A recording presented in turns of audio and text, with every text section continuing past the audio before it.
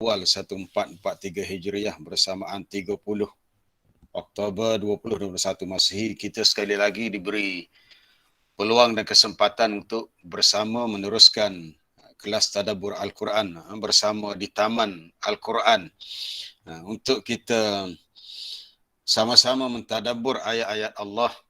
Apatah lagi ayat ini berkenaan dengan sifat-sifat nikmat dalam syurga yang menjadi keinginan semua orang-orang yang beriman. Kita punya cita-cita kita, destinasi akhir kita adalah kita semua mahu menjadi penghuni syurga. Jadi ayat yang kita akan bincang hari ini berhubung dengan sebahagian sifat al-abrar. Siapa itu al-abrar? Sebahagian sifat yang Allah Ta'ala sebutkan tentang golongan abrar dan juga ganjaran nikmat yang mereka perolehi dalam syurga nanti. A'udzu billahi minasy syaithanir rajim. Innal abrara yashrabuna min ka'sin kana mizajuha kafura. عينا يشرب بها عباد الله يفجرونها تفجيرا يوفون بالنذر ويخافون يوما كان شره مستطيرا ويطعمون الطعام على حبه مسكينا ويتيما وأسيرا إنما نطعمكم لوجه الله لا نريد منكم جزاء ولا شكورا. Ayat 5 hingga ayat 9. Innal abrara yashrabuna min ka'sin kana mizajuha kafura. Sesungguhnya golongan yang abrar. Golongan abrar ni orang yang banyak berbuat kebajikan. Mereka akan minum, ini dalam syurga nanti mereka dapat minum daripada ka'sin, satu gelas yang besar. Dia beza dengan kub. Kalau akwab disebut dalam ayat lain, itu gelas yang lain pula bentuknya. Ka'sin ni biasa gelas yang lebih besar dalam bentuk piala.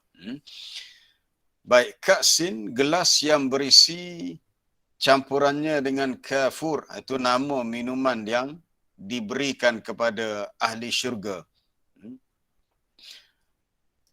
Ainan yashrabu biha ibadullah, iaitu sejenis mata air. Mata air ini salah satu punca air minuman dalam syurga yang diminum oleh hamba-hamba Allah. Yufajjirunaha tafjira, yang mereka dapat mengalirkannya dengan sebaik-baiknya. Itu mereka boleh ambil di mana sahaja mereka berada dalam syurga. Nanti kita lihat apa kata ahli tafsir dalam penjelasan kalimah yufajjirunaha. Kemudian mereka itu yufuna bin nazr. Mereka menunaikan nazar. Apabila bernazar, iaitu berjanji untuk buat sesuatu kebajikan, mereka akan tunaikan nazar itu. Ini adalah bab nazar. Nazar ni tak wajib, tetapi apabila kita bernazar untuk melakukan sesuatu dan tercapai hajat kita, maka nazar itu menjadi wajib. Wa yakhafuna yawman kana syarruhu mustatira. Dan mereka memberi makan. Mereka merasa takut, beri makan belum lagi tu ayat ke-8. Wa yakhafuna yawman, dan mereka merasa takut pada hari yang menjadikan segala syarruhu, keburukan pada hari itu, mustatira, ada di mana-mana, merata di mana-mana. Mereka menunaikan nazar dan takut pada hari pembalasan, di mana kesusahan pada hari itu adalah mustatira, yakni muntashira. Kemudian ayat ke-8, wa yut'imuna at-ta'ama ala hubbihi, mereka memberi makanan yang mereka sukai. Beri makan daripada jenis makanan yang mereka sukai kepada miskinan, orang miskin, wa yatiman, anak yatim, dan juga wa asira, orang tawanan perang. Yang kalau ada musuh di tawanan dalam peperangan, juga perlu diberi makan. Innama nut'imukum liwajhillah. Kata mereka, sesungguhnya kami beri makanan kepada kamu semua ni semata-mata kerana Allah. Bukan kerana kepentingan dunia atau bukan kerana terpaksa, ikhlas kerana Allah. La nuridu minkum jazaan, kami tidak mengharapkan balasan daripada kamu, wala syukura, dan tidak juga ucapan terima kasih. Maknanya ikhlas mata-mata kerana Allah. Baik, para jemaah yang dirahmati Allah, kita kembali kepada ayat yang kelima tentang nikmat minuman dalam syurga yang Allah Ta'ala sediakan untuk golongan abrar. Pertama kita nak lihat siapakah golongan abrar. Siapakah yang dimaksudkan dengan al-abrar. Abrar ni adalah jamak daripada bar, isim fa'il daripada al-bar. Kalau al-bir berbuat kebaikan, al-bar orang yang berbuat kebaikan. Jamak dia al-abrar. Dalam bahasa Arab, al-abrar ni asalnya al-ittisa'u, yang luas. Yang luas. Nak beritahu bahawasanya al-bar, orang yang berbuat kebajikan ni muttasi'un fi ta'atillah. Luas dalam melakukan ketaatan kepada Allah. Maksudnya mereka ni mempelbagaikan bentuk ketaatan. Tidak hanya solat sahaja, mungkin tidak hanya puasa, zikir, mungkin banyakkan dalam bentuk sedekah dan juga beri makan kepada. Tapi yang utamanya sedekah sebenarnya. Apabila kita melihat beberapa dalil yang lain, orang yang suka berbuat kebajikan merujuk kepada orang yang suka bersedekah. Antaranya dalam bentuk it'amut ta'am, beri makan makanan, ataupun beri sedekah kepada yang fakir miskin. Maka muttasi'ah lahu rahmatullah, luas jugalah untuknya rahmat Allah. Apabila dia seorang yang luas dalam melakukan ketaatan, maka rahmat Allah juga luas untuk dia. Al-abrar ialah humul ladzina barrullaha tabaraka wa ta'ala bi ta'atihim iyyahu wa khidmatihim lidinih. Ini antara yang huraian yang boleh diambil tentang kalimah abrar, iaitu orang yang berbakti kepada Allah. Berbakti kepada Allah maksudnya yang mentaati Allah, apa-apa yang Allah Ta'ala suruh diikut. Itu maksud berbakti. Dan berkhidmatlah mereka itu untuk agama Allah. Wa khidmatihim lidinih, berkhidmat untuk agama. Pertama, taat kepada Allah, dan kena ada kerja yang kita lakukan dalam bentuk khidmat untuk agama. Khidmat untuk agama, apa yang kita boleh buat? Bentuk mengajar ke, bentuk menulis ke, nasihat ke, beri apa-apa tazkirah ke, sikit ke, banyak ke, yang pentingnya ada usaha khidmat untuk agama. Sekurang-kurangnya kita sampaikan ilmu agama, sama ada kepada orang Islam ataupun lebih mencabar lagi lah adalah dakwah untuk kita sampaikan kepada yang bukan Islam agar terbuka pintu hati mereka untuk terima Islam. Ada pendapat menyebut al-abrar di sini adalah al-anbiya, nabi-nabi, dan as-salihun, orang-orang yang soleh. Wakilah dikatakan al-abrar ni adalah al-mu'minun as-sadiquna fi imanihim, orang-orang mukmin yang benar pada keimanan mereka, al-muti'una li rabbihim, yang mentaati akan Tuhan mereka. Itu khulasahnya, ringkasannya apa yang disebut oleh ahli tafsir tentang makna al-abrar. Banyaklah dalam beberapa ayat yang kita dapati Allah Ta'ala sebut al-abrar ni ahli syurga. Innal abrara lafi na'im.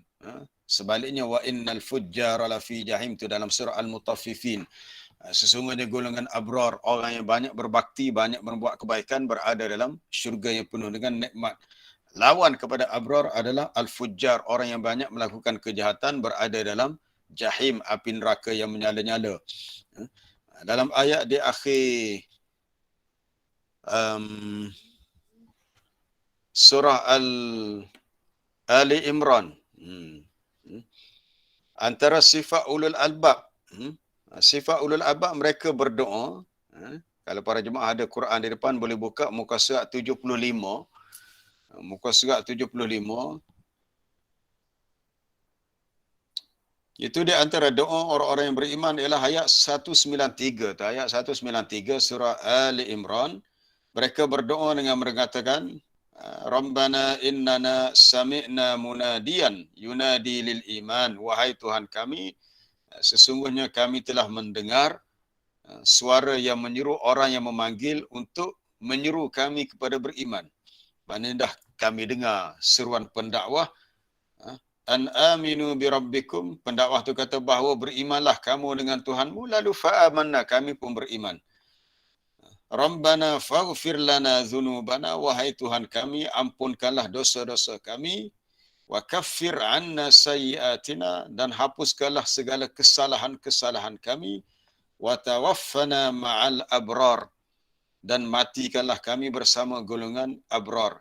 Di akhir ayat 193 tu, orang-orang beriman berdoa supaya mereka dimatikan bersama dengan al-abrar. Al-abrar tu maknanya orang yang banyak melakukan kebajikan.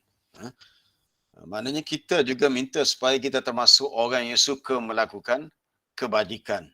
Orang yang banyak kebaikannya, maka banyaklah ganjaran pahala untuknya. Kata Imam Al-Alusi dalam tafsirnya Ruhul Ma'ani, dalam tafsiran ayat 193 surah Ali Imran, kenapa mereka meminta supaya mereka dimatikan ma'al abrar? Mereka tak kata dalam doa tu watawaffana abraran, matikanlah kami sebagai golongan abrar, tapi sekurang-kurangnya matikanlah kami bersama ma'a al-abrar. Jadi kita nak bincang, nak tadabbur kalimah al-abrar tu. Maka kita kaitkan dengan ayat 193 surah Ali Imran.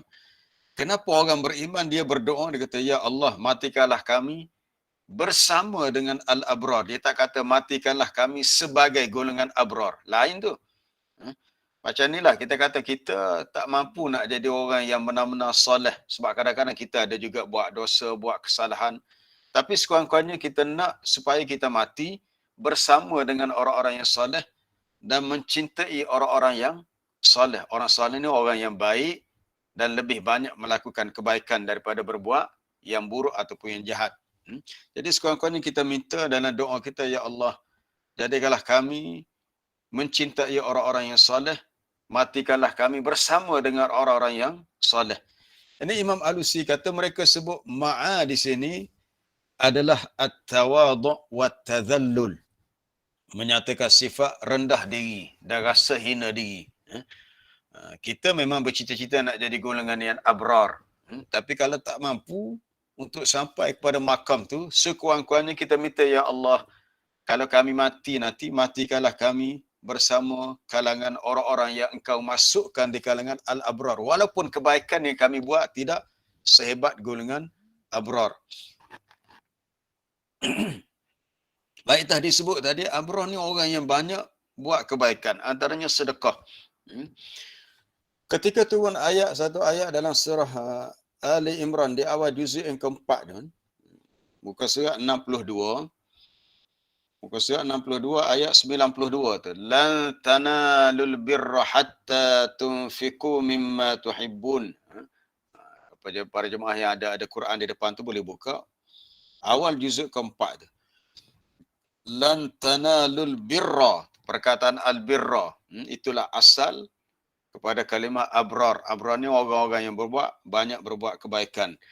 Kamu tidak akan mencapai tahap berbuat kebajikan sehinggalah tunfiku, kamu nafkahkan, kamu sedekahkan, mimma tuhibbun, apa-apa yang kamu cintai.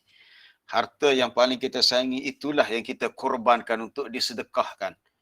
Bila tu ayat ni, seorang sahabat Abu Talhah, dia kata, ya Rasulullah, saya ada satu harta yang paling saya sayangi. Harta itu adalah kebun kurma yang letaknya dekat dengan masjid Nabi. Namanya kebun itu Bayruha. Jadi dia kata, ya Rasulullah, Allah Ta'ala beritahu kita tak akan dapat mencapai tahap berbuat kebajikan yang sebenar sehingga kita mampu sedekahkan harta yang paling kita sayangi. Dia kata inilah harta yang paling saya sayangi, saya nak sedekahkan fi sabilillah. Oh, Nabi kata bah. Wah, hebatnya. Dzalika malun rabih. Ini adalah suatu harta yang sangat menguntungkan. Ini kita nak sampai tahap nama payahlah. Sebab tu ini satu perkara yang perlu kita fikir. Walaupun kita tak mampu nak sampai tahap al-abrar yang sebenar, sekurang-kurangnya bila kita mati nanti, bila kita meninggalkan dunia, kita memohon kepada Allah supaya kita dimatikan ma'al abrar, bersama orang yang berbuat kebaikan. Mungkin kalau kita dapat capai tahap abrar tu, ini sesuatu yang sangat baik dan sangat hebat dalam hidup kita. Sebab kita kena mujahadah. Nak sedekah, ambil harta yang paling kita sayangi. Bukan ambil harta yang paling, yang paling rendah, kualiti yang tidak baik, tapi yang paling baik yang kita sayangi itulah yang kita sedekahkan. Lalu Nabi kata, oh kalau begitu aku lihat lebih baik kamu sedekahkan kepada kaum kerabat kamu yang fakir miskin. Lalu Abu Talha pun ikut cadangan Nabi dan kebun itu dia sedekahkan. Mungkin wallahualam mungkin dia jual, dan hasil jualan itu, sebab dalam penjelasan itu tak disebut apa tindakan selepas tu. Mungkin dia jual dan hasil jualan itu dia sedekahkan kepada ahli keluarganya di kalangan orang-orang yang fakir. Itu al-abrar.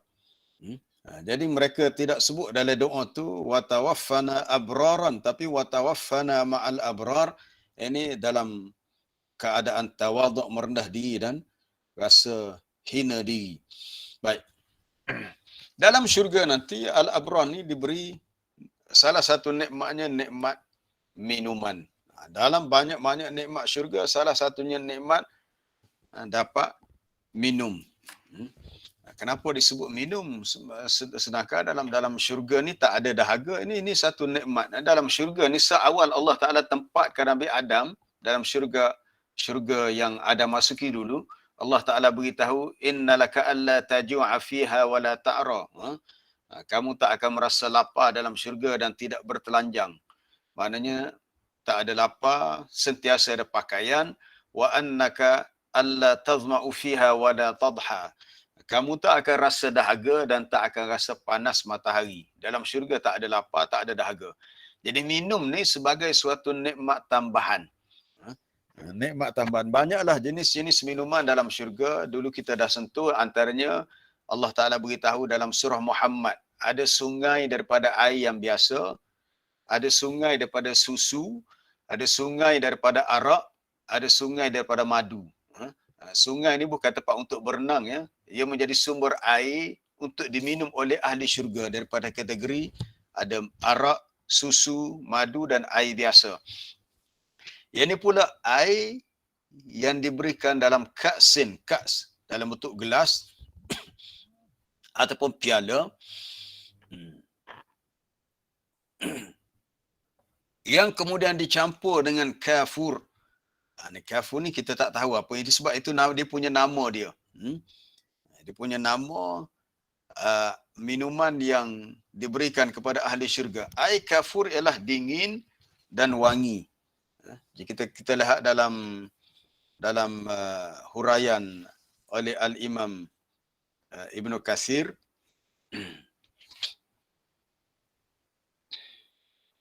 kata Al-Hasan, kata Hasan ni Hasan Basri, apabila Ibnu Katsir menyebut Al-Hasan merujuk kepada Imam Hasan Basri. Imam Hasan Basri ni di antara tabi'in yang terawal, sebab dia lahir tahun 21 ke 21 Hijrah dan meninggal pada tahun 110 Hijrah. Makna dia hidup antara generasi tabi'in yang terawal lah. Jadi hebatnya Imam Hasan Basri ni, dia ketokohan dia dalam ilmu tafsir, dalam fiqh tu sangat luas. Baik, katanya kafur ni bardul kafur fi tibi az-zanjabil, iaitu air yang sejuk dingin dan juga sewangi bau halia zanjabil. Itu kafur. Seperti yang disebut oleh Imam Al-Hasan Al-Basri. Kemudian ar-raihah at-taibah, ada bau yang baik, bau yang elok, bau sedap, minum pula sejuk. Allah Akbar. Kita ni kalau waktu kita sangat dahaga, boleh minum seteguk air kosong sejuk pun okey dah, tak apa. Apatah lagi kalau air tu air yang sangat kita minati.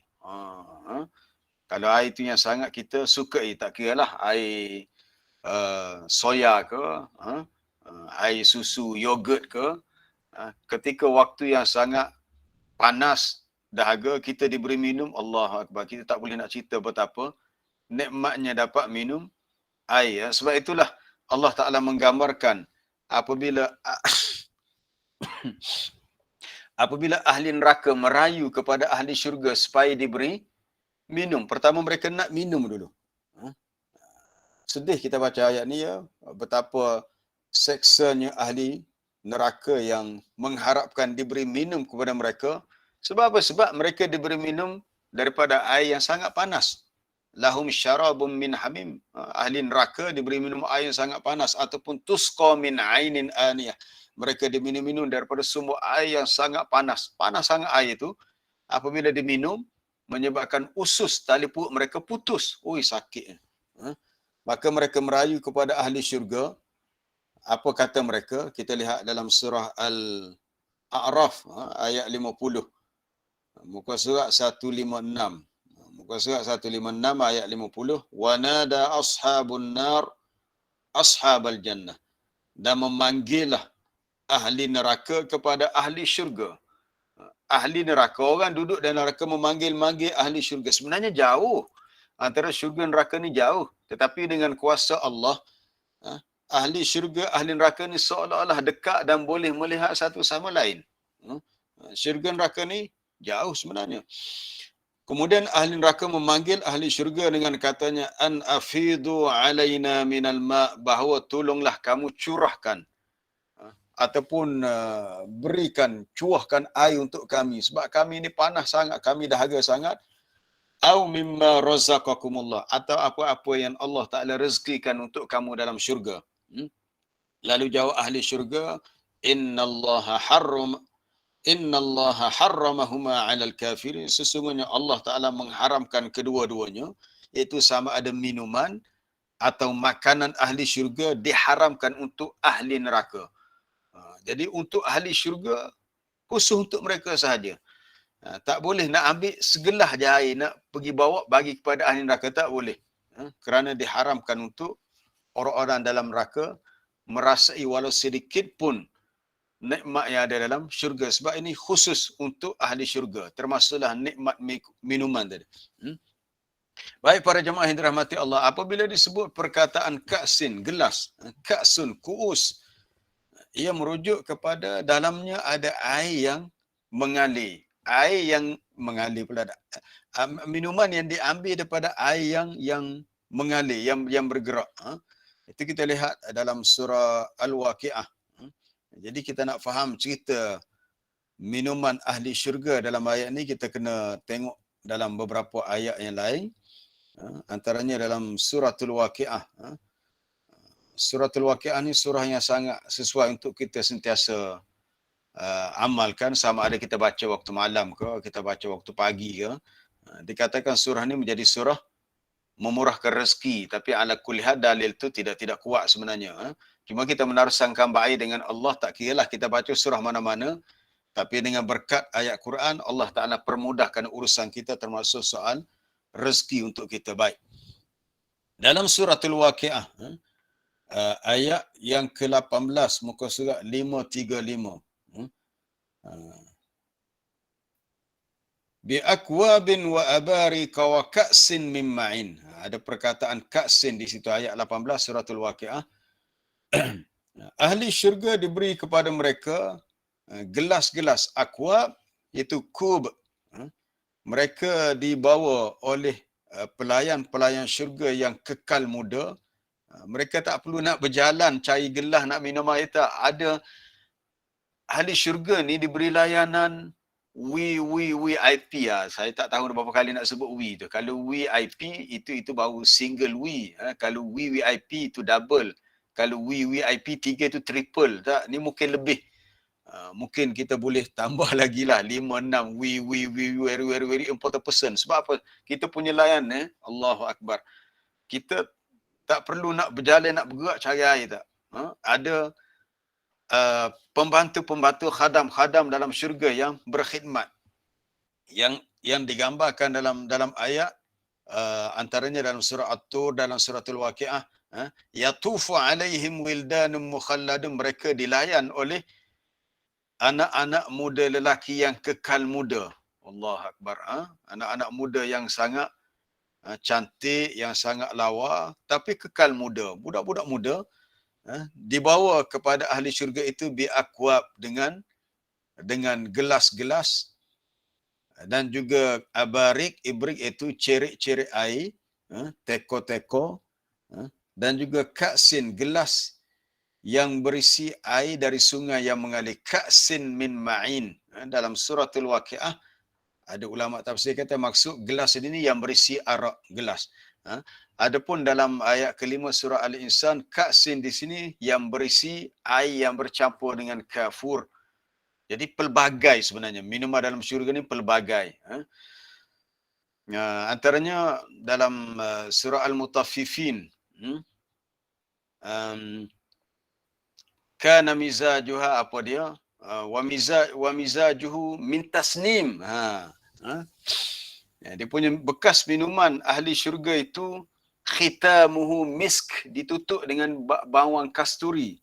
Wa fi dzalika falyatanafasil mutanafisun. Kemudian Allah Taala beritahu dalam surah Al-Mutaffifin, wa mizajuhu min tasnim, dia punya campuran air dalam bekas yang tertutup dengan kasturi itu dengan suatu campuran yang berisi tasnim.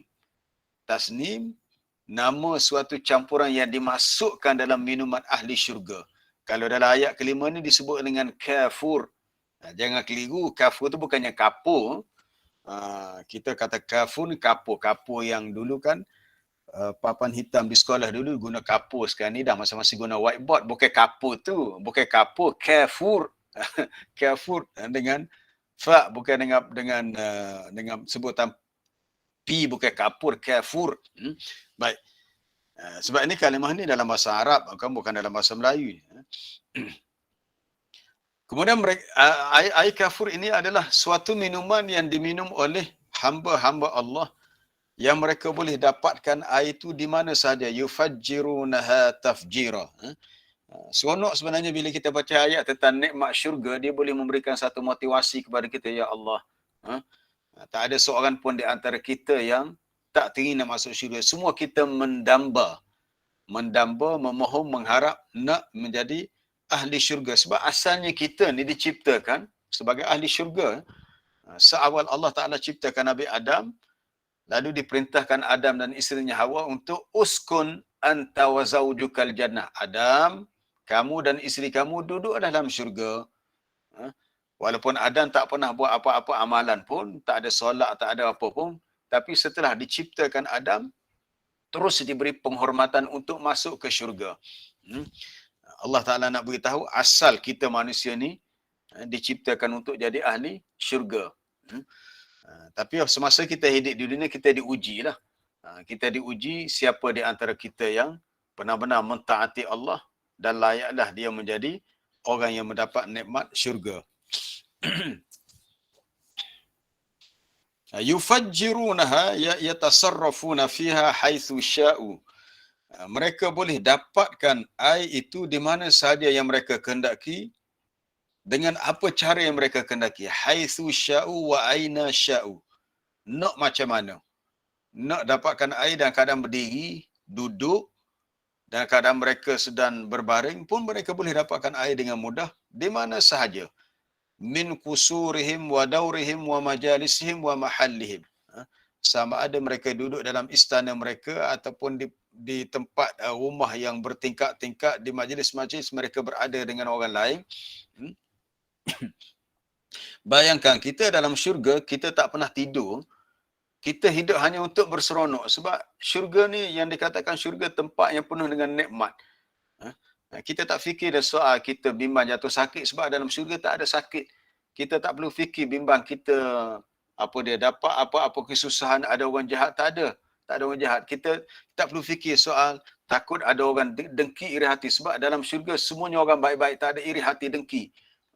Tak timbul soal nanti kita rasa letih sebab dalam syurga tak ada penat letih. Tak timbul soal kita bimbang terputus rezeki, tak ada. Sebab dalam syurga rezeki Allah Taala tak pernah putus-putus. Allahu Akbar. Inilah nikmat yang Allah Taala berikan kepada kita.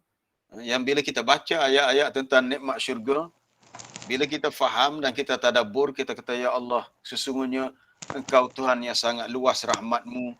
Engkau sangat baik, Engkau ciptakan kami, Engkau beri nikmat kepada kami, kepada kita semua.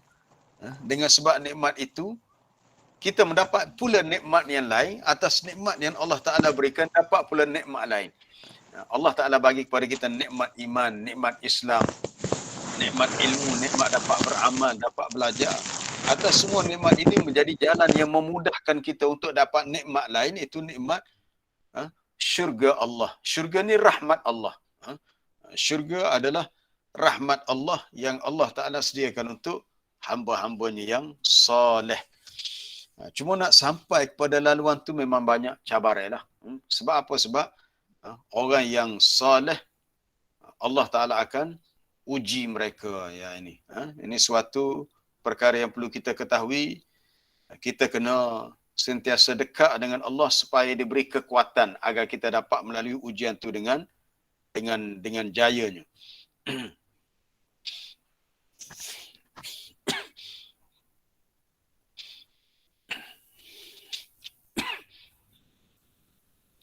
Kita pergi kepada ayat yang ke-7. Yufuna bin nazr. Mereka menunaikan nazar. Apa itu nazar? Nazar ni sebenarnya dah berlaku di zaman jahiliah. Kata Sayyidina Umar Ibn Al-Khattab, dia kata diberitahu, dia kata, ya Rasulullah, di zaman jahiliah dulu saya pernah bernazar untuk beriktikaf di Masjidil Haram. Tetapi tak tahulah dia punya hajat dia apa dia. Tapi sekarang, sampai sekarang nazar tu belum ditunaikan. Nabi kata boleh kamu tunaikan. Walaupun masa dia niat nak bernazar tu dia belum Islam lagi. Tapi oleh kerana ia termasuk perkara yang menjadi sebab dapat mendekatkan diri kepada Allah, maka Nabi suruh laksanakan nazar itu. Nazar ni apa-apa amalan sunat yang kita wajibkan kepada diri kita untuk tujuan mendekatkan diri kepada Allah. Sama ada nazar tu mutlak ataupun muqayyad. Mutlak ni maknanya tak ada tujuan apa-apa, saja-saja nak lebih dekat dengan Allah, ataupun kita ada tujuan tertentu, muqayyad. Ini yang banyak dilakukan oleh orang kita. Contohnya dia kata kalau dia sembuh daripada penyakit ini, dia bernazar, dia akan buat jamuan sembelih 3 ekor kambing. 3 ekor kambing. Dengan izin Allah, jika betul-betullah sembuh penyakit dia tu, maka wajib dia tunaikan nazar itu. Wajib ditunaikan nazar tersebut.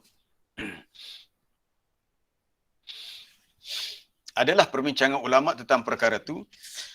Cuma nazar dalam bentuk nak berbuat kebajikan bila tercapai hajat, ia lebih bersifat makruh. Kalau kita buka dalam kitab fiqh dalam bab nazar, dia ada kafarah dia. Kalau seseorang tu nak batalkan nazar dia, dia sama dengan kafarah ataupun kifarat bagi sumpah. Baik, kalau seseorang tu bernazar dan tercapai hajatnya, maka wajib dia laksanakan. Nazar ialah yata'abbaduna lillah fima aujabahu alaihim min fi'li ta'at al-wajibah. Mereka beribadat kerana Allah dalam perkara yang mereka wajibkan ke atas diri mereka, iaitu melakukan ketaatan. Yang asalnya ketaatan tu tak wajib, tapi bila mereka bernazar, maka dia menjadi wajib. Contoh tadi nak sedekah, buat makan 3 ekor kambing. Ataupun bernazar, kalau tercapai hajat ni, sesuatu hajat ni, dia kata dia nak berpuasa 5 hari contohnya. Puasa tu asalnya sunat. Tapi apabila dah tercapai hajatnya, maka wajib dia berpuasa. Dia syarat nazar mentilah dalam perkara ketaatan kepada Allah untuk mendekatkan diri kepada Allah. Dalam satu hadis yang disebut oleh Imam Malik dalam Muwatta'nya, sanadnya sampai kepada Aisyah radhiyallahu anha, anna Rasulullah sallallahu alaihi wasallam qala man nadhara an yuti' Allah falyuti'hu wa man nadhara an ya'si Allah fala ya'sihi. Sesiapa yang bernazar untuk mentaati Allah, maka hendaklah dia mentaatinya. Sesiapa yang bernazar untuk menderhakai Allah, maka janganlah dia menderhakainya. Tak boleh. Tak boleh dia bernazar untuk melakukan perkara itu. Kalau para jemaah baca secara hidup Nabi sebelum Nabi lahir, Nabi beritahu, aku ni adalah Ibnu Az-Zabihaini, anak antara dua sembelihan. Apa maksud dia? Rasulullah lahir daripada keturunan Nabi Ismail. Nabi Ismail kan pernah diuji oleh Allah, iaitu ayahnya Nabi Ibrahim nak sembelih dia. Tapi Allah Ta'ala tukar dalam bentuk lain lah, bentuk kibash. Kemudian daripada keturunan Ismail, lahirnya keturunan Nabi SAW, dan ayah Nabi sendiri, Abdullah itu, pernah Datuk Nabi Abdul Muttalib nak sembelih sebab ada satu nazar dia pernah dia buat. Terbaca dalam sejarah. Ada suatu nazar yang pernah dilakukan oleh Abdul Muttalib, Datuk Nabi. Akhirnya bila tercapai hajat dia nak sembelih anak dia Abdullah, tapi kemudian digantikan dengan, kalau tak silap, 100 ke 1000 ekor unta. Tapi diganti dengan unta lah, tak jadilah. Sebab itu Rasulullah sebut, aku adalah anak antara Az-Zabihaini, dua sembelihan. Jadi sebenarnya nazar ni dah berlaku di zaman jahiliah. Kalau kita pernah lihat lah, ada orang kita yang bernazar, bila tercapai satu hajat, dia kata dia bernazar nak botakkan kepala. Ni banyak geng-geng hok minat kaki bola ni. Tak salah minat bola, tetapi jangan campur adukkan minat kita kepada bola sepak dengan agama. Jangan campur adukkan. Dia bernazar, dia kata kalau pasukan yang dia sokong ni menang dalam pertandingan Piala Malaysia ni, tak kira lah dia sokong yang mana. Kalau orang Kelantan mestilah sokong pasukan bola sepak Kelantan, the Red Warrior. Negeri lain dia sokong pasukan bola sepak dia. Maka dia bernazar, dia kata kalau pasukan bola sepak yang dia sokong ni menang, dia bernazar akan botakkan kepala. Kita mengatakan dalam Islam, botak kepala ni untuk orang buat haji dan umrah, tahliq ar-ra'si. Dia tak ada kaitan dengan bab bola sepak, itu urusan dunia. Jadi jangan campur adukan bab nazar, bab agama dia dengan urusan dunia yang tak ada kena-mengena untuk kita mendekatkan diri kepada Allah. Ada orang tu dia kata kalau apa dia? Kalau ahli politik sekian ni menang di tempat dia bertanding gini, dia bernazar dia nak botakkan kepala. Kita kata itu urusan Islam politik. Adakah dengan sebab perkara tu berlaku begitu, maka orang yang sokong ahli politik tu rasa lebih dekat dengan Allah? Itu persoalannya. Jadi tak boleh kita semena-mena nak buat sesuatu nazar kecuali dilihat adakah nazar itu menjadi sebab taqarruban ilallah, mendekatkan diri kita kepada Allah. Tapi apabila dah tercapai hajat, hukumnya wajib dilaksanakan nazar tersebut. Sebab nazar ni dikira suatu janji dengan Allah.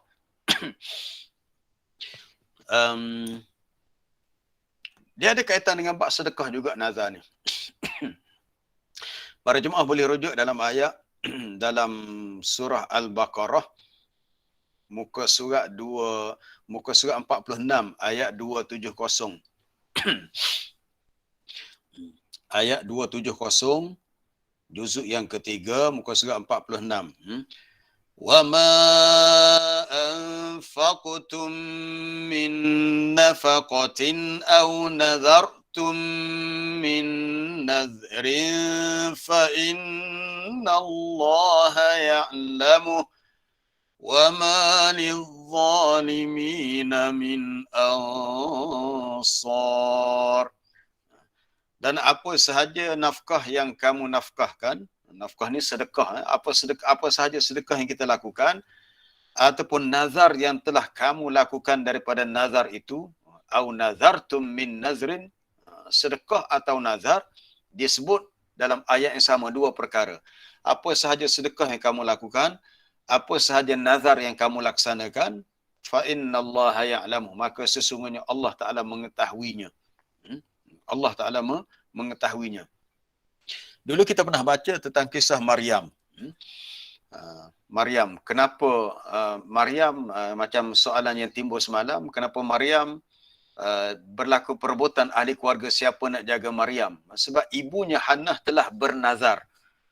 Ibu kepada Maryam namanya Hannah bernazar kalau dia dapat anak lelaki, anak itu akan dijadikan sebagai khadam ataupun orang yang berkhidmat untuk Baitul Maqdis, untuk itulah Masjidil Aqsa tu. Baik.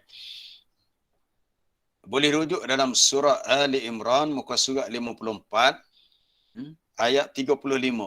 Iz qalat imra'atu Imran, dan ingatlah ketika mana isteri Imran itu Hannah, dalam Quran tak sebut namanya, cuma disebut imra'atu Imran, isteri Imran. Dia kata Rabbi inni nazartu laka, wahai Tuhanku sesungguhnya aku bernazar kepadamu. Kata Hannah, ya Allah aku bernazar kepadamu. Mana nazar ni bukan perkara baru ya. Dah berlaku zaman dahulu, dah lama dah. Aku bernazar bahawa apa yang ada dalam batni, perut aku ni, anak dalam perut aku ni, muharraran. Fataqabbal minni, seorang anak yang bebas daripada urusan dunia. Dia hidup hanya untuk berbakti kepada agama dan hanya untuk untuk urusan agama lah. Muharrar mana bebas daripada segala urusan dunia. Sebab dia punya hidup dia ni berkhidmat untukmu semata-mata. Maka dalam doa tu dia kata fataqabbal minni, terimalah daripadaku akan nazarku ini. Tapi akhirnya dia dapat anak perempuan, dia nak anak lelaki. Itu cerita tentang nazar. Jadi orang yang abrar ni kalau dia bernazar, nazar itu pasti dia laksanakan. Sebab dia tidak akan mungkiri janji.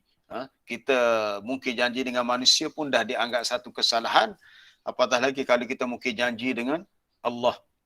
Sebagaimana orang-orang munafik. Orang munafik dia berjanji walaupun tidak sampai tahap nazar, dia tak sebut dengan lafaz nazartu, aku bernazar. Nazar ni dia kena lafaz, dia kena sebut.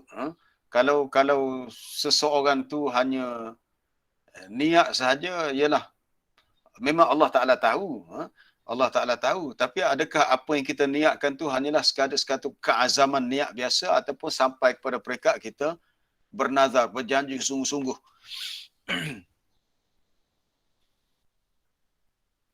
Itu nazar.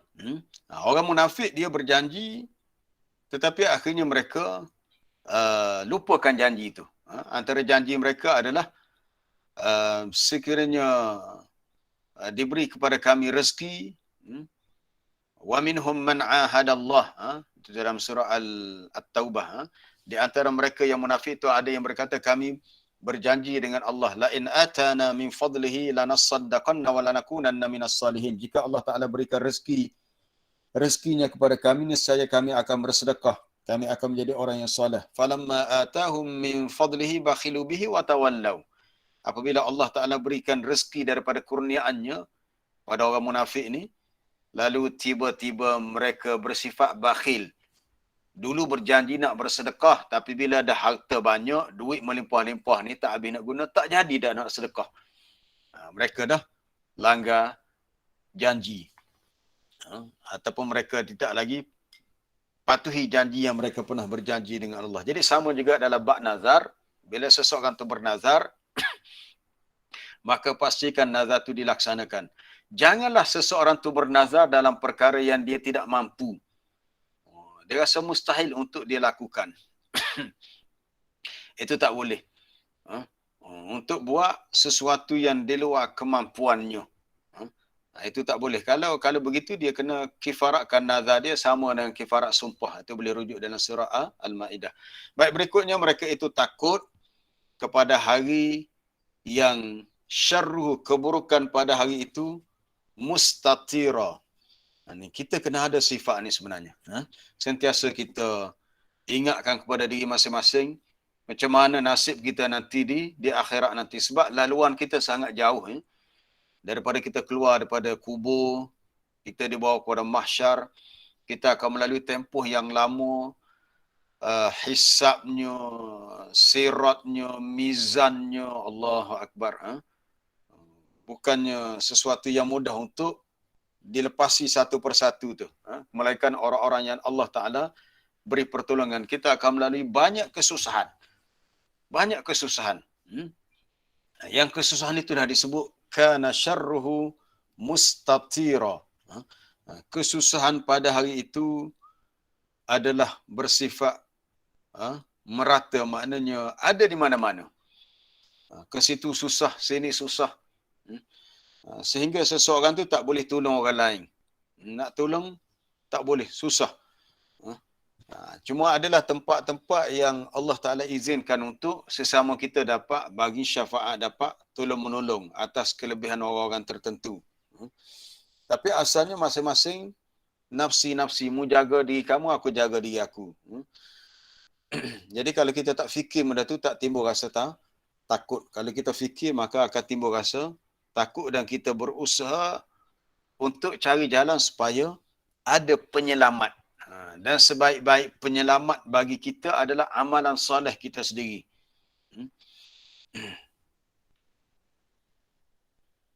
Syarruhu mustatir ay muntashirun amun 'alan nas illa man rahimallah. Itu dalam tafsir Ibn Katsir dia kata keburukan, kesusahan pada hari itu ni mustatir, merebak, merata-rata, ada di mana-mana.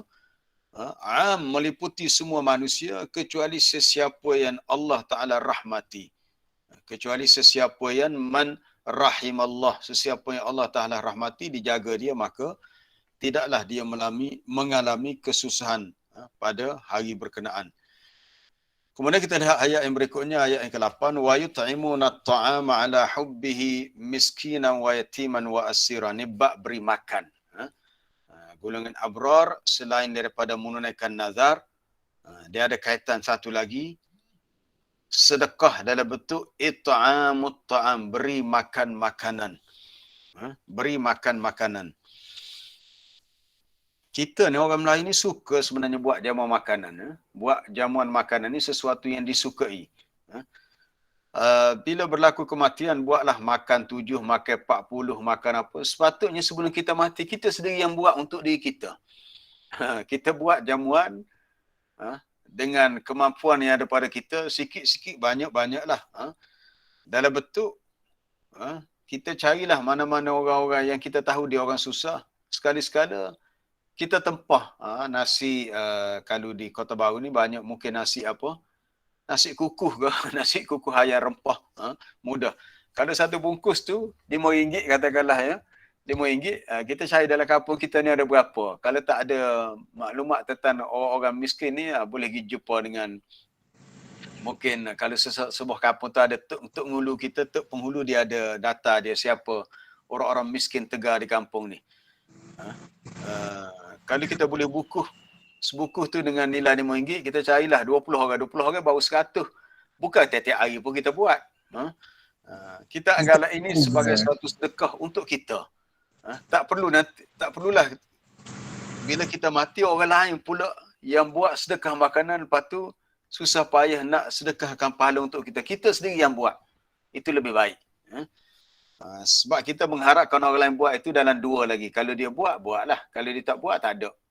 Tapi yang kita buat, itu garanti kita akan dapat pahala. Bila kena caranya dan betul dia punya syarat-syaratnya. Yut'imuna at-ta'am. Ini sangat digalakkan dalam agama. Kita dah baca sebelum ni dalam surah, apa dia itu? Dalam surah Al-Haqqah. Dalam surah Al-Haqqah. Salah satu sebab kenapa golongan yang masuk neraka tu dimasukkan neraka kerana wala yahuddu ala ta'amil miskin. Dan perkara yang sama juga disebut dalam surah Al-Muddathir, kita dah baca itu. Kata mereka wala apa dia, mereka tu tidak menggalakkan untuk beri makan kepada orang miskin. Wa yut'imuna ta'am. Sebab itulah perkara ini sangat-sangat diberi perhatian oleh Nabi sallallahu alaihi wasallam. Kita ulang balik semasa Nabi mula-mula sampai ke Madinah adalah hadis yang disebut oleh Abdullah bin Salam. Masa ni Abdullah bin Salam belum Islam lagi. Dia masih lagi beragama Yahudi. Hadis riwayat Imam Tirmizi dalam sunannya. Jadi kata Abdullah bin Salam, apabila Nabi SAW sampai ke Madinah, manusia yang ada di Madinah ni datang mengerumuni, pakat duk likung Nabi ni. Nak sambut, nak meraihkan kedatangan Nabi. Maka aku pun pergi sekali, aku pergi juga. Dia kata antara yang pertama aku dengar daripada Nabi, Nabi sebut ayyuhan nas, wahai manusia. Nabi kata afshus salam, sebarkan salam. Yang kedua, wa at'imut ta'am, buatlah jamuan makanan.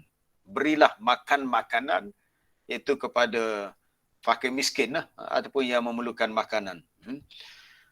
Yang ketiga, wasilul arham. Nabi kata hubungkan silaturrahim, hubungkan rapatkan hubungan kekeluargaan. Dan yang keempat, Nabi kata wasallu bil lail wan nasu niyam tadkhulul jannata bisalam. Kamu solatlah di waktu malam ketika orang lain semua tidur. Tak apalah orang nak tidur, kita bangun juga. Ngatuk-ngatuk pun juga bangun untuk solat. Nescaya Nabi kata kamu akan masuk syurga dengan selamat. Jadi ada 4 perkara Nabi sebut. Sebarkan salam, buat jamuan makanan, beri makan kepada fakir miskin, hubungkan silaturrahim, dan yang keempat, solat sunat di malam hari. Solat sunat di malam hari. Salah satunya adalah it'amut ta'am, beri makan makanan. Itulah logiknya kenapa dalam beberapa hukum kafarah dalam Islam seperti kafarah zihar, salah satunya beri makan kepada sittina miskinan, 60 orang miskin. Ada ya, disebut beri makan kepada orang miskin.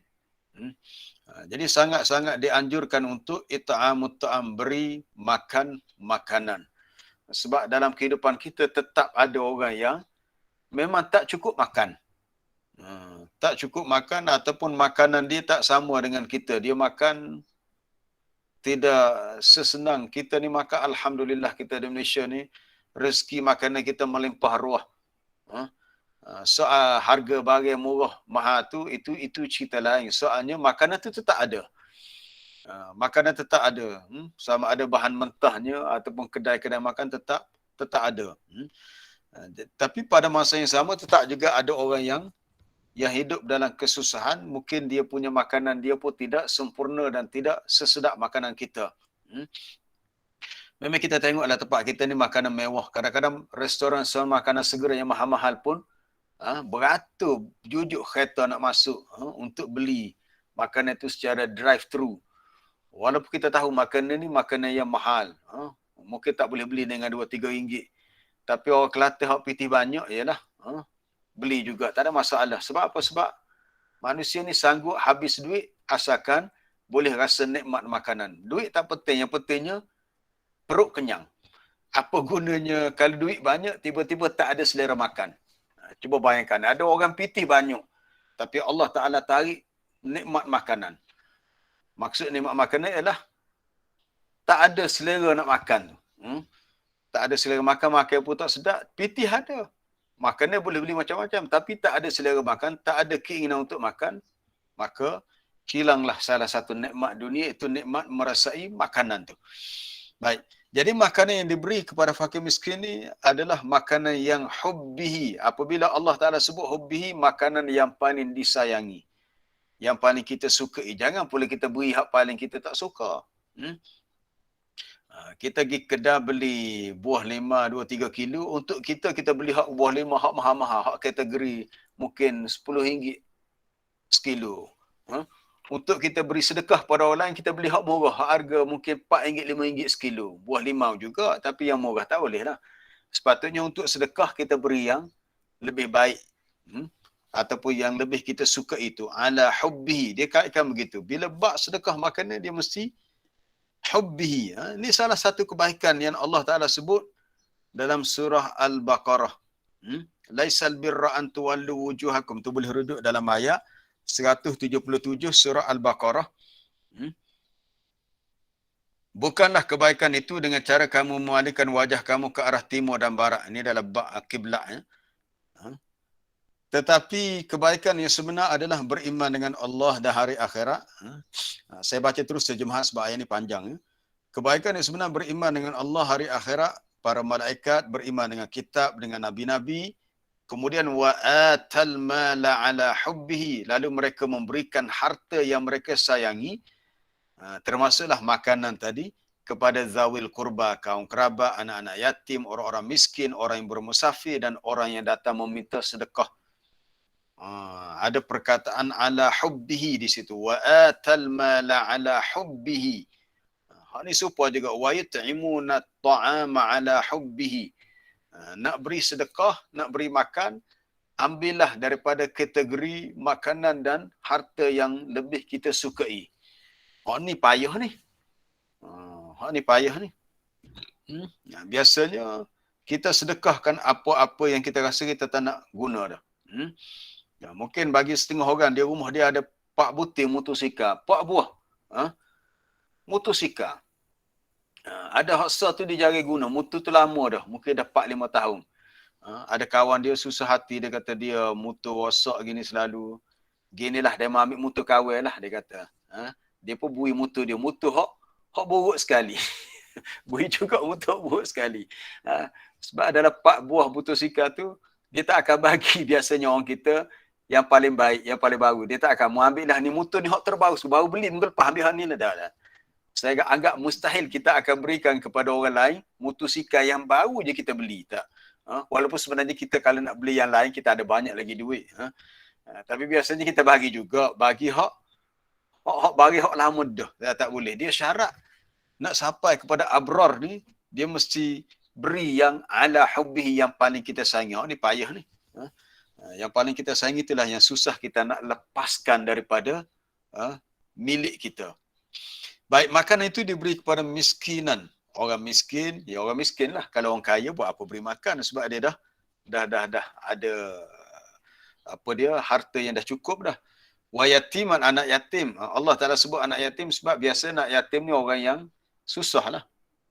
Tapi kalau anak yatim tu orang kaya, lain ceritanya. Satu lagi, asirah, tawanan perang.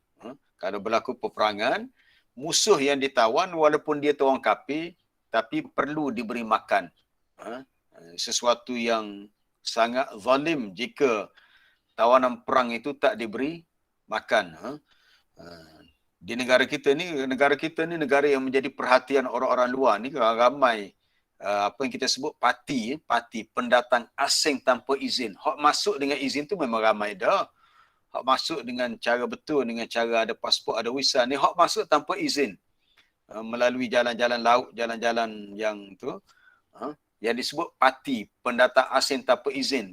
Bila ditahan oleh pihak berkuasa, immigration, ditahan dia punya depot tahanan, dia tak boleh atas sifat ihsan. Kita tak boleh kurung dia, letak dia situ dengan tak diberi makan. Maka pihak berkuasa, pihak kerajaan kena keluar belanja untuk beri makan. Sebab mereka datang sini dan kadang mereka juga susah di tempat mereka dan mencari pekerjaan. Cuma masalah mereka mari dengan cara yang tidak sah dari segi undang-undang. Jadi persoalannya bila mereka ditahan ataupun berada dalam tempat tahanan itu, mereka juga perlu diberi makan. Kaedahnya begitu. Baik.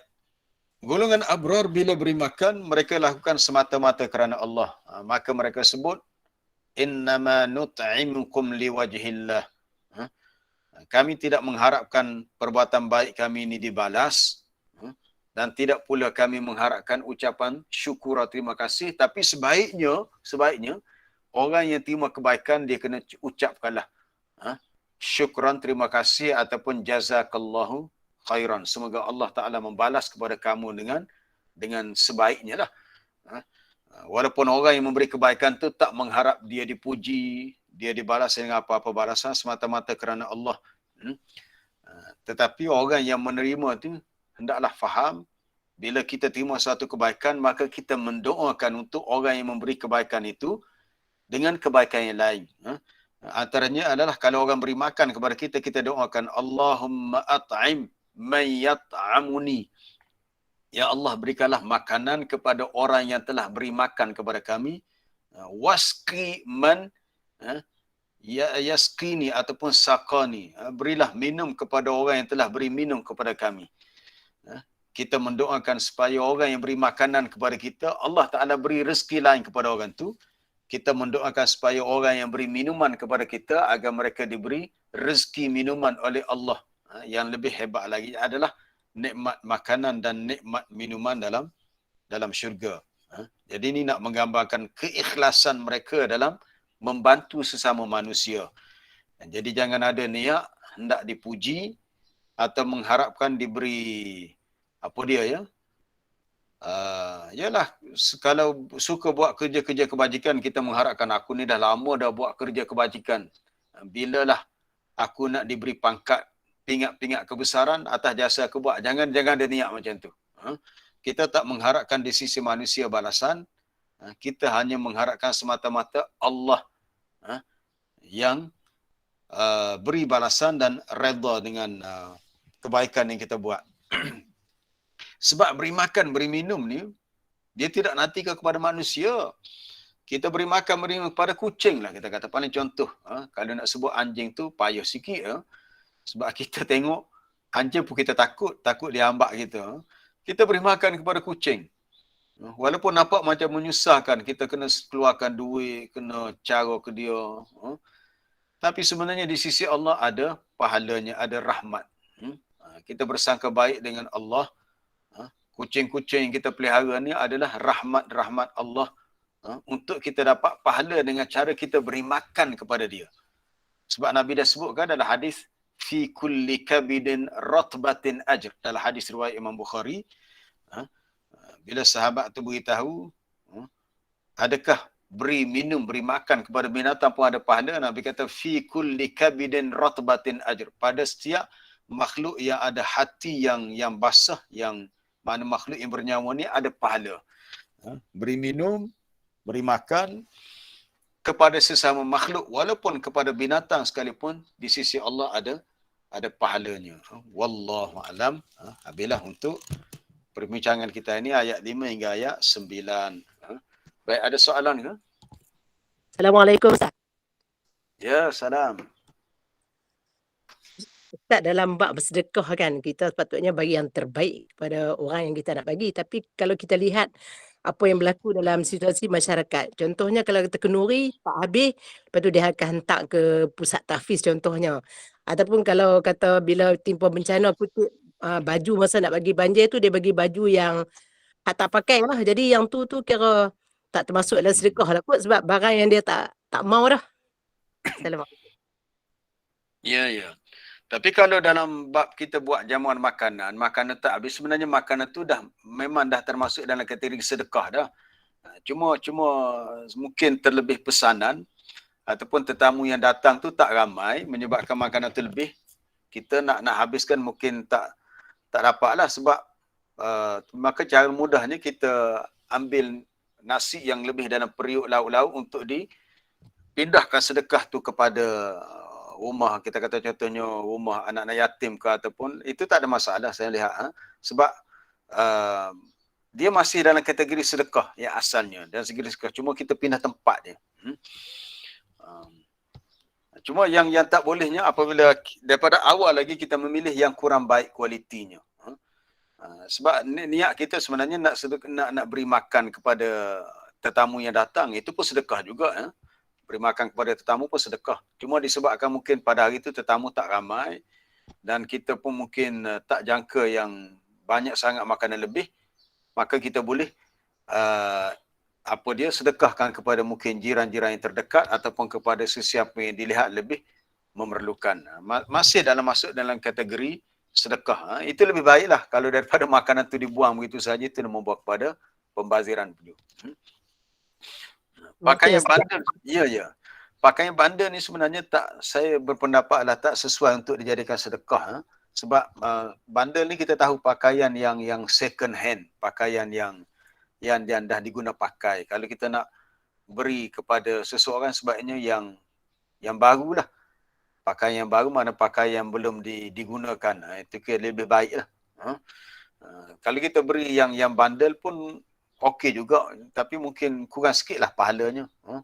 Kurang pahala sebab dia bukan dianggap pakaian yang first hand, itu dah second hand. Wallahu a'lam. Assalamualaikum Ustaz. Ya, salam. Kat mana dah ni? Saya dulu Ustaz. Ah, Ustaz, silakan. Ustaz pasal sedekah. Tadi kan Ustaz ada sebut bila kita sedekah tu untuk bagi makan lah. Salah satunya ialah yang dituntut tu bagi makan kepada orang-orang miskin di sekitar kawasan kita. Jadi kalau kita tak bagi makan Ustaz, kita bagi duit je. Kita bagi duit kat dia. Misalnya kita bagi RM10 ke RM20 satu keluarga, so kita bagi tahulah untuk beli makanan ke apa. Macam mana Ustaz? Dia punya standard sedekah. Yang lebih baik adalah direct kepada makanan. Lebih baik. Sebab kalau kita bagi sedekah duit kemungkinan digunakan untuk tujuan lain. Untuk tujuan lain. Yang lebih afdal adalah kita beri dalam bentuk makanan. Jika dilihat dia ni orang yang memang tak cukup makanan di rumah dia. Makanan tu tak sebesar nasi, mungkin kita boleh beri dalam bentuk beras yang dia boleh masak, ataupun bahan-bahan asas makanan. Mungkin tepung untuk dia buat panikuri apa, Kelantan kata buat jepuk pisang ke, ataupun gula, roti, maknanya bahan-bahan asas makanan. Sebab kalau kita bagi duit, kita tak tahu, takut duit tu dia gunakan untuk beli, maaflah kalau cakap, kalau guna untuk beli rokok. Beli rokok. Rokok tu sekotak tu berapa belah ya dah. Nasi, iyalah kalau nasi tu tak sampai RM10 pun. Tapi nasi tu lebih baik lah. Sebab itu makanan yang mengenyangkan. Berbanding dengan rokok ni hanya sekadar masuk asap, keluar asap. Jadi takut disalahgunakan. Kalau dilihat dia lebih meluk kepada makanan, maka kita utamakan makanan lah. Tapi kalau dilihat makanan itu dah mencukupi, tak apalah kita bagi dalam bentuk duit. Mungkin dia perlu kepada pakaian. Bergantung kepada keperluan dia. Wallahualam. Terima kasih Ustaz. Assalamualaikum warahmatullahi wabarakatuh. Ya. Assalamualaikum Ustaz. Ya, salam. Ustaz, misalnya ginilah contohnya. Misalnya dia lepas memberi makan, lepas tu dia ni betul dia sahih baik. Betul sahih baik dia tu mati Ustaz. Jadi dia nak buat kebajikan tu, dia pun tolong belanja lah. Belanja dengan niatnya pahala yang dia belanja tu sapalah kepada sahih dia ataupun guru dia buat mati tu. Tak mana boleh tu cerita terang sikit. Terima kasih. Okey, dia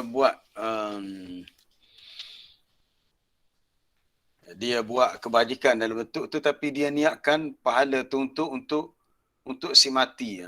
Ya, ini sedekah dalam bentuk dipanggil sedekah maliyah, sedekah macam harta. Cuma tidak direct sedekahkan harta tu kepada fakir miskin, tapi dalam bentuk buat jamuan makanan.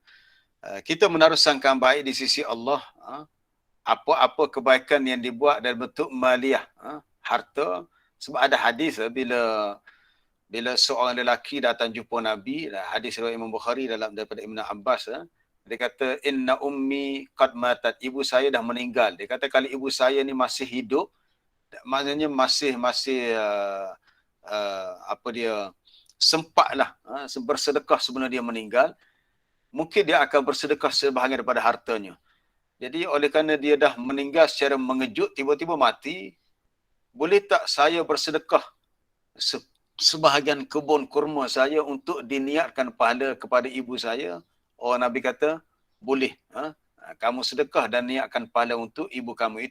Itu sedekah dalam bentuk dipanggil sedekah, dipanggil ibadah maliyah. Sedekah ni dalam bentuk ibadah maliyah. Jadi sama juga it'amut ta'am. Cuma dari segi amalan, kita melihat amalan para sahabat, kita tak temui suatu dalil yang boleh dirujuk para sahabat ada berbuat begitu. Wallahu a'lam, yang kita kena carilah. Adakah mereka menjadi suatu kebiasaan mereka buat pahala dalam bentuk jamuan makanan dan niatkan pahala tu untuk siapa-siapalah ahli keluarga ke kawannya itulah meninggal dunia. Tapi dengan kita punya husnul raja, harapan yang baik di sisi Allah, kita harap sangkaan baik kita lah husnul zon kita, supaya diterima amalan itu dan diberikan pahala kepada orang yang kita nak hadiahkan pahala. Sebab amalan tu asalnya bukan hak dia buat. bila kita merujuk kepada hadis-hadis Nabi yang dia ada bab sedekah, pahala sedekah ni sebenarnya dilakukan oleh orang tu sendiri, bukan orang lain. Antara hak Nabi sebut, ada 7 amalan yang akan diberi pahala kepada si mati bila dia dah meninggal. Antaranya Nabi kata, satu naskah mushaf yang dia letakkan di mana-mana tempat, mushaf, kemudian nahran ajrahu, sebatang sungai yang dialihkan, baitan libni sabil, rumah yang dibina untuk orang bermusafir. Apa dia lagi yang Nabi sebut? Ataupun sedekah yang akhrajaha fi hayati, sedekah yang dia keluarkan semasa hayatnya, masa dia hidup. Itu sebelum matinya.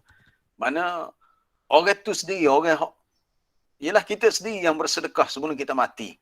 Dalam soalan tadi bukan orang tu yang sedekah, itu kawan dia yang sedekah dalam bentuk beri makanan. Cuma dari segi pahala tu, kalau kita nak hukum secara jazam, secara pasti tu, tak ada dalil yang kita boleh rujuk secara spesifik. Cuma kita merujuk pada hadis tadilah. Hadis bila lelaki tu tanya Nabi, dia kata mak dia dah meninggal, dia nak bersedekah. Maka ulama mengambil kesimpulan dalam bentuk ibadah maliyah, ibadat dalam bentuk sedekah harta benda ni, diharap di sisi Allah bahawa adalah bahagian pahala untuk si mati tu, insya-Allah, dengan keluasan rahmat Allah, semoga dia menerimanya. Dengan syarat orang yang bersedekah itu adalah orang yang ikhlas. Tapi sebenarnya dalam masalah ni lebih baik, saya melihat bukan dalam bentuk it'amut ta'am. Sedekahnya dalam bentuk sedekah direct. Kita bagi sedekah kepada pihak masjid, fakir miskin, dalam sedekah duit lah, sedekah duit. Dan kita niatkan pahala sedekah ni untuk sifulan-sifulan dari kalangan ahli keluarga ataupun kawan kita yang dah meninggal, supaya dia dapat pahalanya. Sebabnya biasanya kita sedekahkan untuk datuk kita, orang tua kita yang telah meninggal. Bukannya dalam bentuk it'amut ta'am. It'amut ta'am, beri makanan ini khusus kepada untuk kita, itu asalnya begitu. Assalamualaikum Ustaz. Ya. Kelas kat suara saya ni? Ya. Sebab saya sedang memandu ni, apa handset duduk atas keyboard.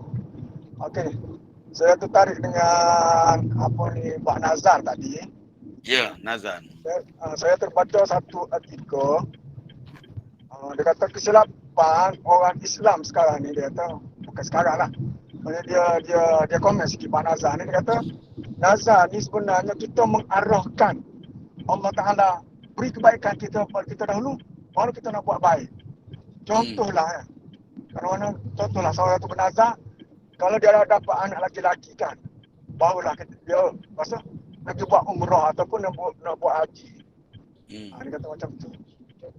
Contohlah, mana dia buat, Allah Ta'ala beri kebaikan, baru dia nak buat kebaikan. Kita kata itu kesilapan nazar. Ya. Itulah sebabnya dalam kes macam inilah ulama mengatakan nazar begini ni makruh. Makruh sebab seseorang tu nazar sebegini ni tidaklah menyebabkan seseorang tu dapat mengeluarkan diri pada bakhil. Dia ada mata hadis, saya lupa mata hadis tu. Tidaklah dapat mengeluarkan seseorang tu daripada sifat bakhil. Maknanya dia nak buat kebaikan tu dengan syarat hajat dia tu diperolehi. Hajat tu diperolehi. Padahal kalau dia tak bernazar pun sebenarnya dia boleh buat je kebaikan tu. Kalau dia tak bernazar, contoh macam dia kata kalau dapat anak lelaki, dia bernazar sekian-sekian. Padahal kalau tak bernazar pun kebaikan tu tetap boleh dibuat juga. Tapi seolah-olah dia nak meletakkan suatu syarat, dia nak buat kebaikan bila hajat dia ni tercapai. Ini lebih kepada bakhil. Ada hadis yang sebut tentang, jadi lebih kepada makruh. Jadi kalau orang tu nak buat, dia boleh buat je. Dia tak perlu nak bernazar. Tapi kalau dah bernazar, maka dia kena tunaikan nazar dia lah apabila hajat dia tercapai. Wallahu a'lam. Ya. Assalamualaikum Ustaz. Ya, salam. Saya Haji Saad daripada Sungai Petani Ustaz. Ya, silakan Tuan Haji. Saya nak tanya tertarik berkenaan apa makan dan pergi makan ni. Ya. Kita tengok di Mekah, terutama sekali dalam bulan puasa lah. Kita tengok dia hidang makan tu, kita pada pada adat kita kata tu membazir lah kadang-kadang tu. Kita tengok bila tak habis makan, dibuang begitu saja. Bahkan kita tahu benda makan, sistem makan yang kita tak habis makan ni, ada makanan untuk yang lain lah. Maksud dia syaitan lah. Jadi apakah kita nak mengelakkan daripada benda tu boleh berlaku, Ustaz? Ya, betul. Dalam melakukan amalan sedekah makanan ini, itu bergantung kepada kebijaksanaan kita dalam menguruskan berapa ramai pihak yang kita nak berikan makanan itu dan berapa jumlah makanan yang kita sediakan. Itu kena bijak dari pengurusan supaya tidak timbul soal pembaziran tadi. Kalau kita ada pengalaman pernah berpuasa di Mekah, di Madinah, dia waktu nak berbuka puasa memang ada pihak yang tabarruk, yang secara sukarela membuat kerja kebajikan. Dia ada tempat-tempat yang dia tempah dah. Dia akan hampakan safrah plastik yang panjang. Lepas tu dia akan letak satu bekas tu ada beberapa biji buah rotab, air, susu yogurt, roti apa. Mungkin sedikit buah limau. Kalau kadang-kadang mungkin banyak sangat. Mungkin setakat yang saya tahulah satu-satu bekas di satu tempat tu taklah banyak. Mungkin seseorang tu boleh habiskan, tapi mungkin dia sediakan banyak sangat. Jadi tempat lain ada pula orang lain yang sediakan. Jadi itu mungkin kesilapan dari segi pengurusan. Dia tak boleh nak jangkakan berapa ramai yang hadir di masjid pada hari itu. Tapi kalau benda tu boleh dielakkan supaya tidak berlaku pembahasan, maka itulah yang lebih baik. Lebih baik. Dan kalau bolehlah kita berpendapat makanan tu kalau masih elok tak payahlah dibuang. Kalau orang yang berbuka puasa tu makan tak habis tu salah dia lah, bukan salah orang yang menjaga makanan. Itu istilah orang sepatutnya bila tak habis kita kena ada satu bekas buah dalam plastik, kita boleh makan lain waktu supaya makanan itu tidak membazir. Tapi ini bergantung kepada kebijaksanaan kita dalam menguruskan jamuan itu. Supaya tidak terlebih dan tak berlaku pembaziran. Wallahu a'lam. Terima kasih, Ustaz. Ya, salam. Baik, kita berhenti setakat ni. Kita dah hampir pukul 8 ni. Terima kasih kepada semua. InsyaAllah kita sambung ke depan pula lah dengan sambungan ayat-ayat yang berikutnya. Masih dalam surah yang sama, surah Al-Insan. Subhanakallah bihamdika asyhadu an la ilaha illa anta astaghfiruka wa atubu ilaik. Wa sallallahu wa sallama ala nabiyyina Muhammad wa ala alihi wa sahbihi ajma'in. Assalamualaikum warahmatullahi wabarakatuh. Waalaikumsalam. Waalaikumsalam. Terima kasih, Ustaz.